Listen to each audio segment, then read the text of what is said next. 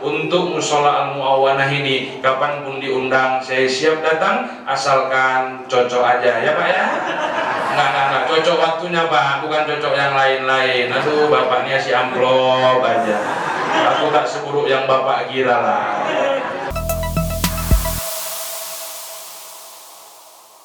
Saya doakan semoga seluruh jemaah musola Al-Mu'awanah yang berhadir pada malam ini, kita semua nanti bisa sampai berangkat ke tanah suci. Yang enggak amin dah enggak salahku lagi ya Pak. Ini doa mahal ini Pak, doa 32 juta. Kadang kalau doa yang bagus pun awak masih makan donat juga bibir Bapak. Itu juga kadang. Yang jelas haji umroh itu bukan perkara kaya miskin.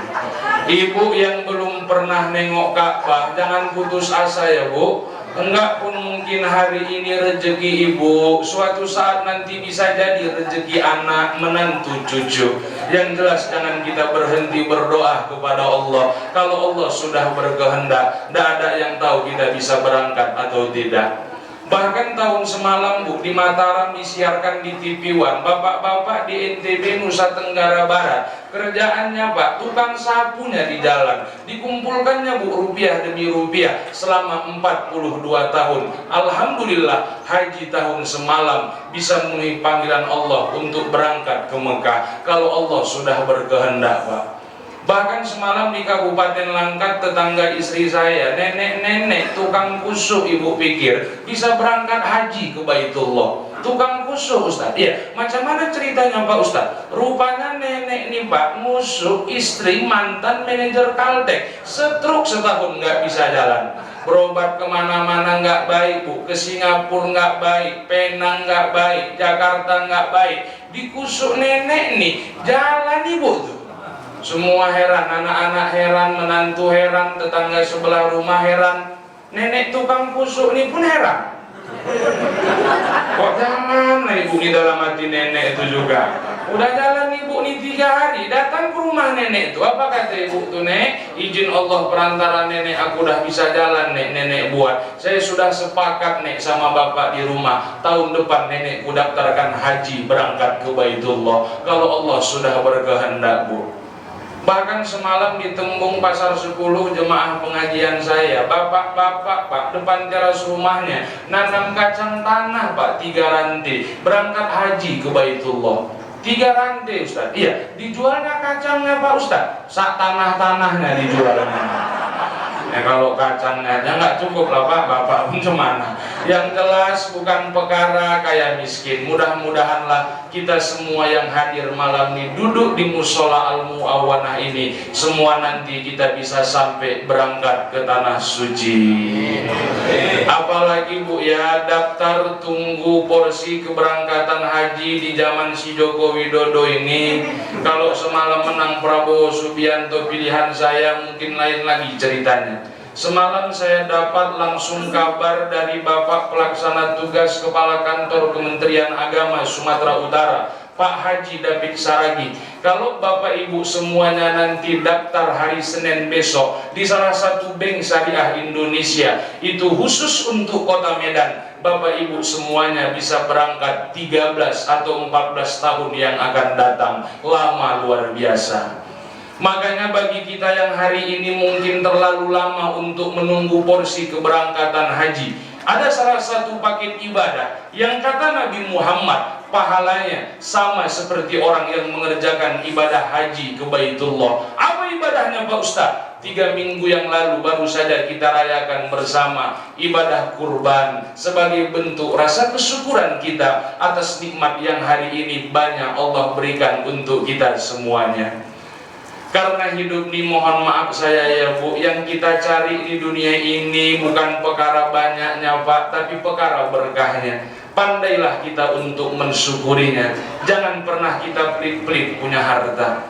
Ini kadang datang anak-anak remaja musola Al-Mu'awanah ke rumah awak, mau buat acara Muharram malam Ahad. Ibu tuh ngasihnya cuma 5.000, bawa anak 6, tambah dia sama lakinya 2, 8. Kok di tempat kami Muharram tuh kayak gini Pak, pakai kue kan. Aku tengok hari ini donat. Satu bungkus tuh biasa kan 3.000 perak. 3 kali 8 24. 19.000 tuh korban dia. Jangan pelit-pelit kali awak sama harta. Ini kadang datang orang ke rumah awak bawa map. Kadang-kadang kan banyak gitu Bu, iya kan? Assalamualaikum Bu, Waalaikumsalam. Dari mana Klende? Dari musola lah Bu. Oh iya, mau ngapain? Mau buat acara anak yatim Bu. Berapa orang anak yatimnya Dik? 75 orang Bu. Laki perempuan campur. Oh campur Bu. Ini BKM udah tahu. Udah Bu. Mana tanda tangannya? Ini Bu. Oh ini nggak aslinya, memang itulah yang ada Bu. Nanti ini nokoh, nggak lah Bu, masa untuk anak yatim nokoh. Berapa orang tadi anak-anak yatimnya? 75 orang Bu, setengah mampus. Anak tuh jawabnya tadi. Oh tunggu bentar lah ya, masuk ibu tuh, keluar 1.000. La ilaha illallah. Kalau aku malaikat Ijroil, ku cekekkan luar lawan. Udah mau pergi anak tuh enak pula dia bilangnya, udah dek lah dibawa aja lah, nggak usah dicatat. Siapa yang mau nyatat 1.000 perak? Jangan pelit-pelit kali awak sama harta. Ini mohon maaf saya Pak ya, mohon maaf saya. Iya, ibu nengokin aku aja, nggak usah donat ibu tengokin. Jemaah pengajian saya di Medan nih yang saya bina sebelum datang corona jahanam nih Bu, ada 8 pengajian lah yang tetap saya bina di Medan nih. Di antara banyaknya jemaah saya lebih banyak perempuan daripada bapak-bapak. Di antara kita yang laki-laki nih Pak, mohon maaf saya, emak-emak nih yang kebanyakan paling pelit. Iya. Di sana Bu, di sana amplas, ini nggak ada jalan halat baik-baik. Di sana Bu, sini nggak ada ya Pak. Di sana. Cuman sekarang lagi di sini. Ibu-ibu nih jangankan untuk orang lain, untuk diri sendirinya aja pun kadang pelit dia, banyak itu. Belanja ibu tuh ke Irian minimarket habis belanja gelas, habis 2,5 juta belanja gelas saja. Ada modelnya tangkinya panjang, tempat minumnya sedikit, sekali minum ceret habis. Ada pula modelnya opal, ada pula modelnya lonjong. Sampai di rumah lakinya minum tetap gelas hadiah rinso. Ditanya sama lakinya, oh dek ada apa bang? Kulihat kau semalam baru belanja gelas dek. Iya bang, itu gelas untuk siapa? Untuk hari raya. Air raya untuk siapa dek? Untuk tamu. Lebih sayangan lagi dia pak tamunya daripada sama lakinya. Ini sampai tinggal gelas lakinya gelas hadiah rinso aja. Sekali pecah gantinya gelas daya pula, itu la ilaha illallah. Jangan pernah kita pelit-pelit punya harta ya Bu. Hidup ini yang kita cari bukan perkara banyaknya, tapi perkara berkahnya. Apalagi mohon maaf saya ya Pak, di zaman corona ini situasi ekonomi kita hari ini mungkin belum normal adanya. Ibulah sebagai orang yang ada dalam rumah tangga hari ini yang menahkodai tentang keuangan dalam rumah tangga kita masing-masing. Biarlah rezeki yang dicari bapak ini di zaman corona ini Bu, sedikit tapi barokah daripada banyak datangkan musibah. Bukan nggak semua yang terdampak dengan corona ini Ustadz Sahmuda. Kita lihat para ojek online, tukang beca, tukang bangunan pun terkena imbasnya. Bahkan ustadz-ustadz penceramah, guru-guru kita juga terkena imbasnya. Aku kuakui lah Bu, semalam mi'raj semalam 68 jadwal yang kuterima. 58 jadwal yang dibatalkan panitia. Awang juga awak berjalan.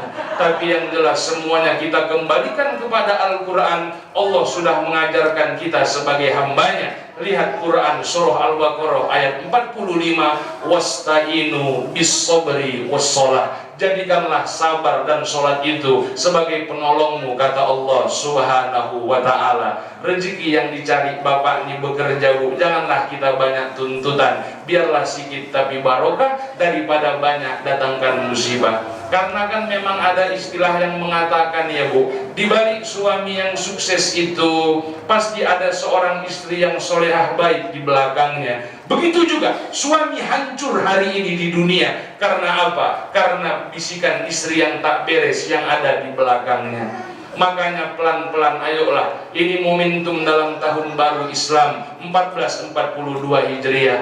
Kalau mungkin kurang bagus rumah tangga kita selama ini, pelan-pelanlah diperbaiki. Contohlah rumah tangganya Nabi Muhammad, sakinah, mawaddah, warohmah. Rumah tangga yang sakinah, mawaddah, warohmah itu Pak Ustadz, ada 2 orang Bu di dalamnya. Ada suami yang soleh, lalu selanjutnya ada istri yang solehah. Suami yang soleh Pak Ustadz, yang pertama, dia bertanggung jawab atas ibadah anak dan istrinya. Anak baru bangun tidur ditanya, "Nak, udah sholat subuh nak?" Anak mungkin kuliah di Jakarta, ditelepon, "Nak, udah sholat asar nak?" Ini kadang yang ditanya, "Nak, udah makan nak?" Makan aja yang dipikirin. Ada suami yang soleh, baru masuklah dia Pak yang di belakang tuh. Ada istri yang soleha. Istri yang soleha Pak Ustadz, ada beberapa ciri istri soleha. Yang pertama, wajahnya tak jemu bila dipandang sama suaminya. Walaupun dia dibelikan bedak Wardah harga 37.000, dia pakai di rumah bukan untuk keluar rumah. Mak-mak zaman sekarang bukan main, tebaliknya Pak. Kalau udah keluar rumah bibir nih merah, habis merah biru, habis biru kuning, bawahnya pula putih. Lama-lama pun udah macam kayak teratak muka ibu. Ini kadang nyambut suami pulang kerja udah capek lah narik beca, dapat sewa nembak, pas pula rantai lepas, jongkok kejuli rantai celana koyak, istri yang nyambut pakai kaos koyak-koyak, belum gede enggak gena-gena. Sini aku cuci piring, bekas piring kotor, suaminya pulang, "Assalamualaikum mak," istrinya nyaut, "Nini pelet," pingsan suaminya.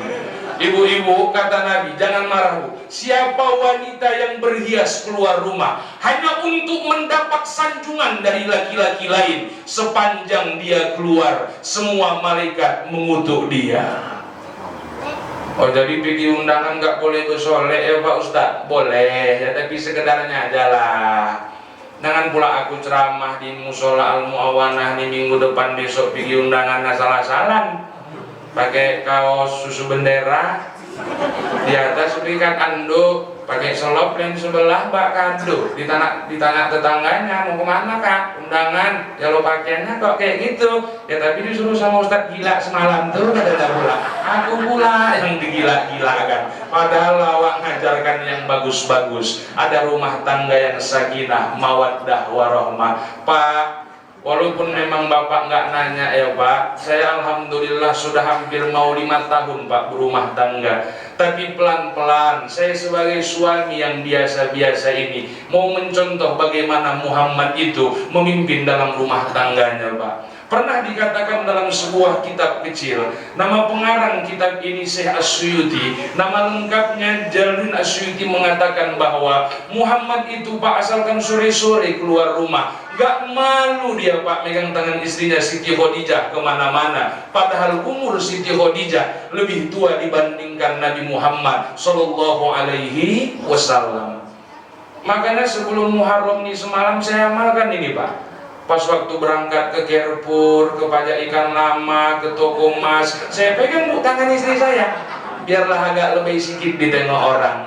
Makanya dia pun bingung, "Abang ini nyontoh Nabi Muhammad apa cemana ini?" kata dia juga. Bapak pasti nanya, "Kok dipegangi Pak Ustadz?" Karena kalau nggak dipegangi, semua nanti diambilinya. Tas, cincin, jam, kalung, awak juga yang pening jadinya. Ada rumah tangga yang sakinah, mawaddah, warohmah. Ayo pelan-pelan kita perbaiki. Rezeki berumah tangga ini Bu, kata pakar ekonomi, fluktuatif, kadang naik, kadang turun. Pandailah kita untuk mensyukurinya. Saya memang dulu sebelum waktu berumah tangga, rezeki saya pas-pasannya Pak. Tapi sudah berumah tangga, luar biasa nikmat yang Allah berikan untuk kami berdua ini. Makanya aku bilang sama biniku, berkat perjuangan dan doa kita bersama, sekarang hidup kita cukup segalanya. Artinya pandai kita untuk mensyukurinya, kita mau keberkahan dari Allah Subhanahu wa Ta'ala. Tahun baru ini mengajarkan sama kita umatnya, yang pertama harus selalu pandai bersyukur ketika hari ini Allah berikan nikmat untuk kita. Apalagi nikmat yang harus kita renungkan Pak Ustadz dalam tahun baru ini? Umur bukan perkara panjang Pak, perkara berkah. Tengoklah Nabi Muhammad. Kita sudah bolak-balik lah mengaji dengan ustaz-ustaz kita di musola ini. Umur Nabi Muhammad di dunia ini kan Pak cuma 63 tahun, tapi berkah umur Rasulullah itu. Makanya kata Rasul, umur umatku itu nanti nggak akan jauh dari umurku, kata Rasulullah. Itu makanya kalau ada malam nih ibu-ibu umur yang 50 tahun ke atas, dah Bu, jangan lagi banyak-banyak menggatal, semakin kuatlah takwa kita kepada Allah. Ini kadang udah umur 58 tahun, ya ibu tuh ngapain lagi rambut pakai diri bonding. Udah gak ada yang tahu kapan kematian ini datang kepada kita. Semalam jemaah pengajian saya Pak di kantor wali kota Medan, anggotanya istri Pak Ahyar Nasution punya jemaah wirid akbar Bu. Umur nenek tuh ibu pikir ikut panas-panasan wirid akbar 87 tahun. Subhanallah, ikut wirid akbar. Pakai bulu mata palsu nenek. Udah gak ada yang tahu kapan kematian ini datang kepada kita. Apalagi pada hakikatnya ya Pak, kita yang duduk-duduk mendengarkan ceramah ini kan Pak, bakal berpulang nanti semua menghadap Allah. Ketika kita pulang nanti menghadap Allah, apa yang akan kita bawa Pak Ustadz? Inilah amal kebaikan yang sudah pernah kita kerjakan hidup di dunia ini, tanda kutipnya oleh-oleh yang akan kita bawa nanti menghadap Allah Subhanahu wa ta'ala. Sama contohnya lah mungkin kalau bapak ibu baru pulang dari luar kota lah jauh-jauh. Kita kalau baru pergi dari jauh-jauh tuh Bu, yang ditanya kawan-kawan kita satu gang itu apa Bu? Oleh-oleh. Begitulah nanti Allah menanya kita sebagai hambanya. Tengok mungkin kalau Pak BKM baru pulang dari umroh, ditanya kawan-kawan itu, Bapak nggak ada bawa air jam-jam. Pak BKM, Bapak nggak ada bawa kurma. Bapak nggak ada bawa celak. Sama contohnya kalau saya ceramah keluar kota, ditanya istri tuh Bu, semalam waktu ke Padang Sidempuan sampai di rumah, abang nggak ada bawa salah. Semalam tuh waktu ke pasar bengkel Masjid Istiqmal sebelah kiri, sampai di rumah lancip bibirnya itu ditanyanya lagi, abang nggak ada bawa dodol. Tadi malam di Binjai Kebun Lada sampai di rumah, abang nggak ada bawa rambutan. Malam ini nggak tahu lah Bu Pak apa yang udah bawa pulang. Mudah-mudahan adalah donat ada 55 potong. Jadi bapak ibu-ibu jemaah yang dimuliakan Allah, bakal pulang kita nanti semua menghadap Allah Subhanahu wa ta'ala. Itu makanya Bu, sebelum habis sholat, sebelum fil alamina innaka hamidum majid, jangan langsung salam Pak, tambahi doa.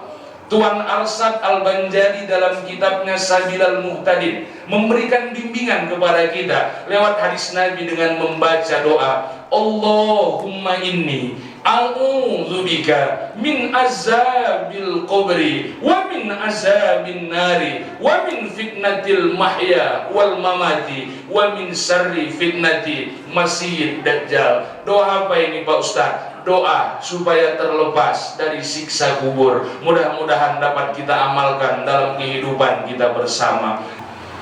Makanya imam-imam di luar negeri sana itu jelas Pak. Kita aja imam di halat nih yang nggak jelas, merangkap tukang terus kadang imam-imam kita itu. Makanya banyak yang kurus orang ini kan Pak, cepat meninggal dia.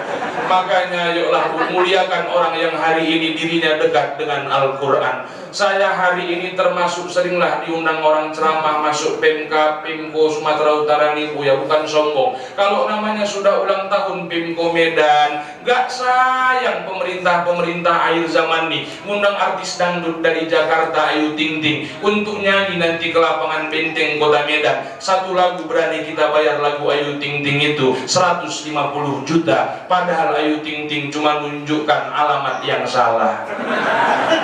Seorang ustaz, seorang qori, seorang penghafal Quran nampil 1 jam sampai berbuih mulutnya menunjukkan arah ke surga, paling kuat dibayar 400 sampai 500 ribu rupiah. Aku di musola ini.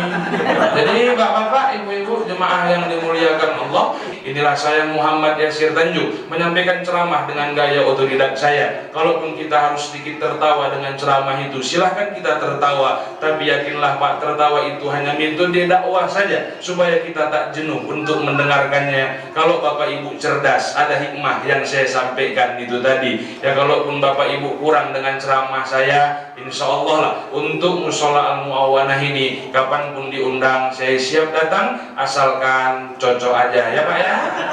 Enggak cocok waktunya Pak, bukan cocok yang lain-lain. Aduh bapaknya si amplop aja. Aku tak seburuk yang bapak kira lah. Saya terus terang Bu ya, saya sudah hampir jalan 12 tahun lah ceramah nih, masih barunya lagi Bu. Saya nggak pernah diajari ayah saya, diajari guru-guru saya ceramah tuh minta dibayar Pak, berdosa besar itu. Saya ulangi, saya nggak pernah diajari ayah saya, diajari guru-guru saya ceramah tuh minta dibayar Pak, berdosa besar itu. Tapi yang paling berdosa besar BKM Al-Mu'awanah manggil Ustadz tapi nggak dibayar ya. Jadi mudah-mudahan sedikit yang saya sampaikan dapat kita amalkan dalam kehidupan kita bersama. Akhirnya saya mohon izin langsung pamit dari tempat ini. Nanti setelah Ba'da Isya saya harus mengisi Muharram kembali di Pasar 10 Medan Tembung. Saya mohon doa dari Bapak Ibu tetap dalam keadaan sehat walafiat, terus menyampaikan dakwah ini di tengah-tengah umat. Amin ya Allah ya Rabbal Alamin. Akhirnya izinkan saya kembali ke studio. Aku qauli hadza. Wassalamualaikum warahmatullahi wabarakatuh.